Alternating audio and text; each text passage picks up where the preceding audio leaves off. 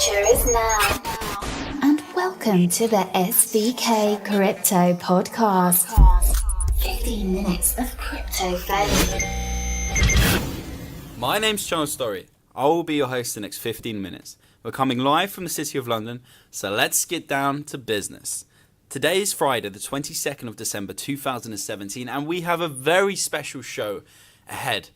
We have one of the co-founders of CryptoKitties on the show. He's going to be giving us an exclusive interview to what's been going on, the original idea behind CryptoKitties, and where they kind of see themselves in the next year to 2 years, and what their current market view is as well. So don't miss it. And before we do that, let's go through the levels real quick.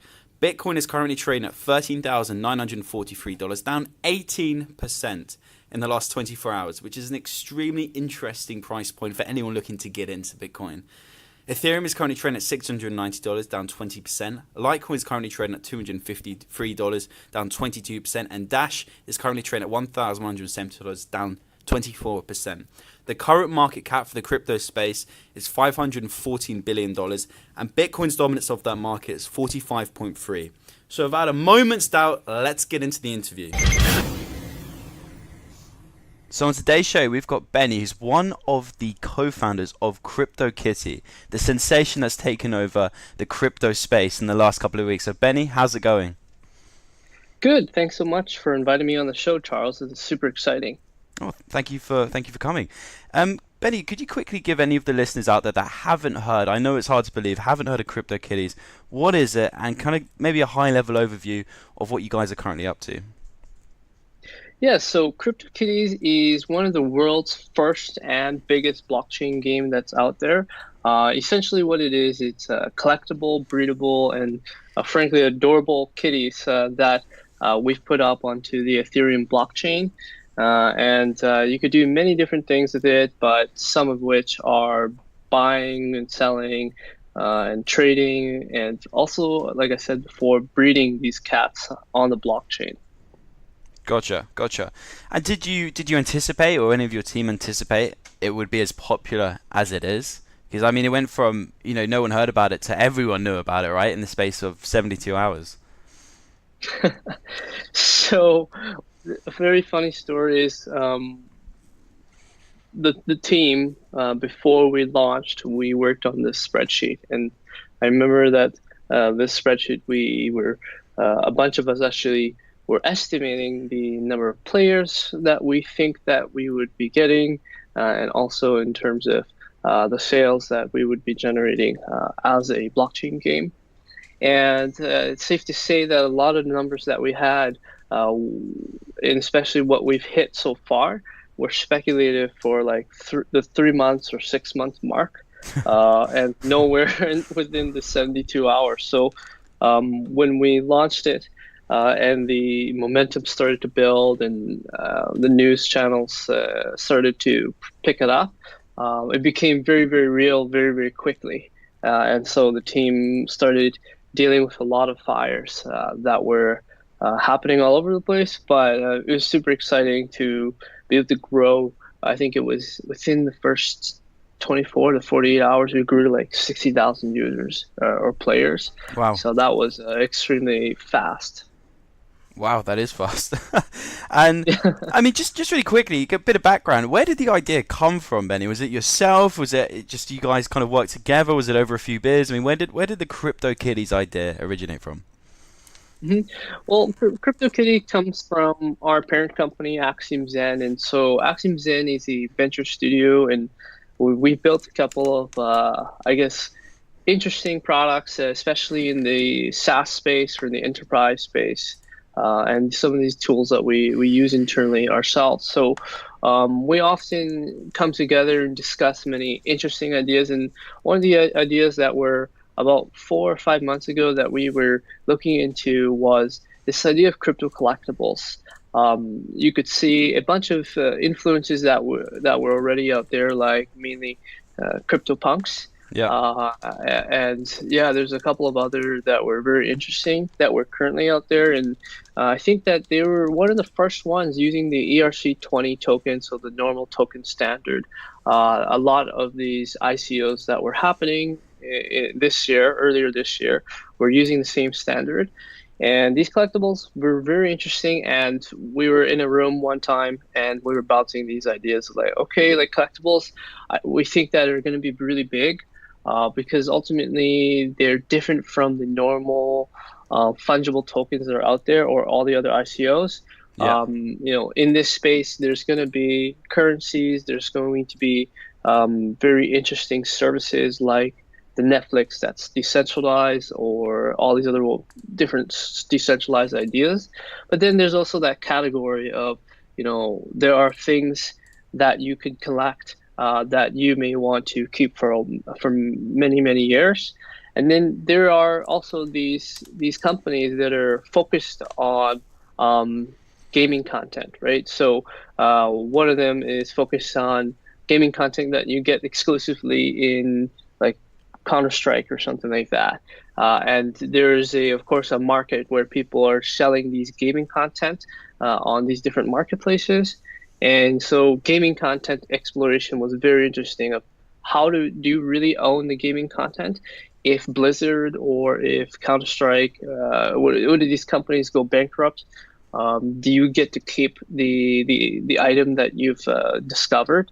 And is it actually rare, right? So one of the stories was very interesting was Vitalik on his About Me page, where he said that he was playing World of Warcraft and essentially one of his spell or one of his item was taken away from him on a Blizzard update on World of Warcraft. And that kind of was like the initial, I guess, upstart of why he started working on Ethereum. And we felt that story was super interesting. Perfect.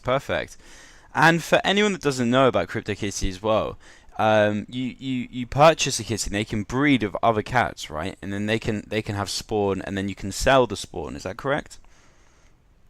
Yeah. You could purchase a kitty and then you could breed it with another kitty that's already in the market. Of course, if you decide to do that, it's up to the other user who's offering up their kitty to be able to breed with yours for a certain price, or you could just buy 2 kitties and do it yourself.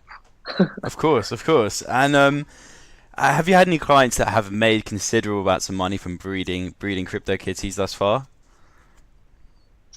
So I'm sure there are. We don't really follow up with it. I think there was an article that was written. If you Google it, and it was talking about someone who was quite successful with it, not just breeding, but also in buying and selling within the marketplace. Yes, I did come across an article. They sold it one of the CryptoKitties for in excess of 6 figures. I think it was $130,000 or something. I think that was one of the main stories to go around, which is absolutely crazy. And what is the process of buying a CryptoKitty? I mean, how does one go about it? Is it quite simple? Is it quite complex? To purchase a kitty? Yeah, sure. So it's fairly simple. We deliberately focused on the user experience. We felt that the earlier part of this year with the ICOs and the dApps that were being built, a lot of it again was focused on when you raise an ICO round, typically it's like, hey, we promised a roadmap 6-9 months, we're going to deliver this product and all that type of stuff. So we felt that number one, for CryptoKitties itself, we didn't do an ICO. We built a real product and we shipped it like you normally do with normal products. And so we focused on the user experience, and that's why on the website, CryptoKitties.co, we have the full-on marketplace. And that's a very, very easy way for anyone to go to this website. And what they'll need is 2 things. Number one is a MetaMask wallet. So MetaMask, if you don't know about it, it's a wallet that is a Chrome and Firefox extension. And essentially it uses something called Web3, and it essentially acts as your login credentials for this web app that we've created. And then the other thing is you need access to crypto. So we only accept Ether at this point. we don't accept fiat or any other cryptocurrency. So you need a way to be able to buy cryptocurrency. Sure. We say You'd have to Coinbase hold is it. the easiest. Yeah. Of course. Okay, and what's kind of what's the price start at for some of these crypto cats in Ethereum? Because I've seen some of them quite, $12 I think is a starting price. Is that correct? Yeah, it really depends. I mean, with Ethereum's price rising really high, it's really hard to gauge. But Sure. for us, it's always been about accessibility. Yeah. So, we wanted kitties to be able to be affordable to the normal person. So I think right now in the market, just looking at it, I think there are a couple of that are less than $10, and then it goes up from there essentially. Perfect. And I mean, one point that's been mentioned quite a lot, especially when we do our meetups and our events in London, do you think that the CryptoKitties have highlighted to the Ethereum network that really they need to the scalability issue they've got is a real issue, and you guys have kind of shown that to them? Because I know it kind of clogged the network up for a couple of weeks, right? Yeah, at the highest point, we were consuming 25% of all the transactions on the block, and that was at the point where we were fighting a lot of fires. And so, I think from our team's perspective, and we've actually been working very, very closely with all the different scaling experts all across the globe, and we've also been working closely with a couple of developers who are part of the Ethereum Foundation. So it's been a collaborative effort and a community effort ultimately. And so, in our opinion, at that point when we did reach the peak, there were some issues in terms of scalability, but they deployed a couple of things that helped smooth it out. And right now it's pretty stable. And so the question is, if we were to grow this game 10 times the way it is right now, we would immediately have those same fires and same growing pains. And in terms of the agenda of like scaling, as you guys all know, there's definitely plans to move towards proof of stake, like Casper, and sharding. All these things are in the agenda. The thing is, the timeline that they've kind of mapped out is looking like more realistically 6 months or more. And 3 months, there's a couple of interesting things that could alleviate some of these scaling things, but ultimately not solve it. But I think it's ultimately a good thing, just by speaking with a couple of developers who are working in the foundation and just reading the sort of the sentiment of Vitalik's tweets, is that ultimately it was a really good use case at CryptoKitties that cats were able to take over the blockchain for a brief while, and it kind of pushed the scaling agenda forward. And I think everything is going to be compressed in terms of like, hey, we've got to think about this now, more immediately. Right, of course, and you guys obviously want to grow and prosper within the community, which you're doing a great job at. So yeah, they need to kind of figure out how they're gonna help you. And what's your views, Benny, on other upcoming blockchains? Cardano, one of them, Neo.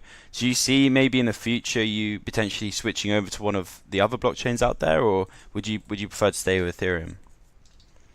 So we deliberately selected Ethereum number one as the platform to launch CryptoKitties. I mean, we've looked at other blockchains prior to actually making the decision. I think the opinion that we have right now is most of the other blockchains, they're not ready.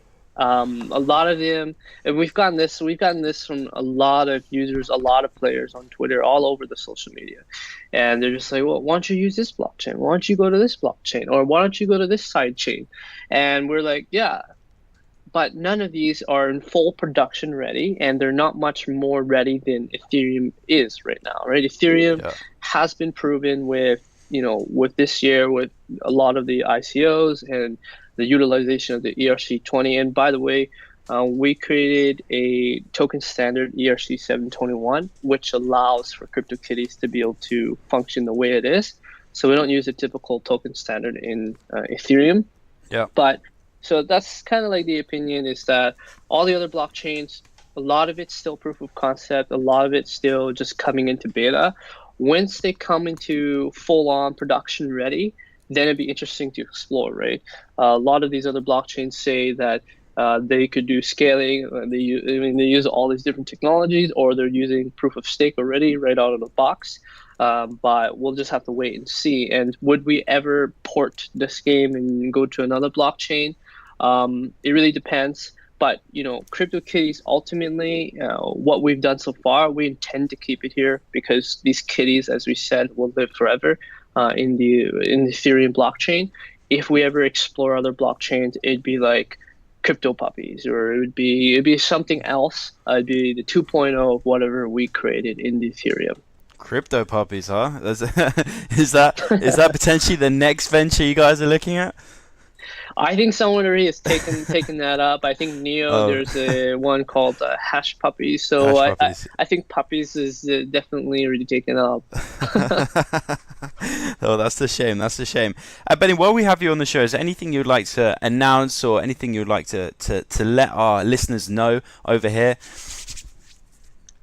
Yeah. So in terms of like timeline, everything's been moving so fast for us. Like it's been about 2.5 weeks, 3 weeks since we've launched, and there's already been like an up and a down period in terms of like the price of the kitties, and of course the initial launch had a lot of hype and had a lot of press. So I think for 2018, there's a lot of exciting things that we're exploring. Number one is we've established this task force inside of Axiom Zen, and this partially has CryptoKitties team members inside. And this task force is in charge of figuring out long-term scaling solutions. So we're, again, working with the best and figuring out, hey, is a side chain or peg chain? Like there's a lot of different solutions that we're exploring, and we're collaborating with a bunch of partners there. So that would be very interesting, and something to look forward to is that we're actively exploring all these scaling solutions and trying to push these agendas much more faster, and rather than waiting for 3 to 6 months. So that's exciting.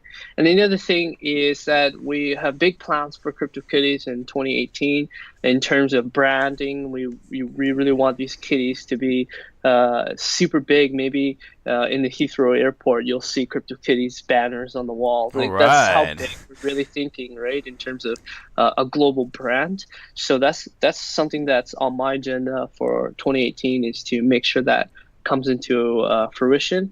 And then in terms of features, there's a lot of people asking us, hey, we want to feed our kitty, we want to walk our kitty, we want to pet our kitties. Right now, you can't do any of those.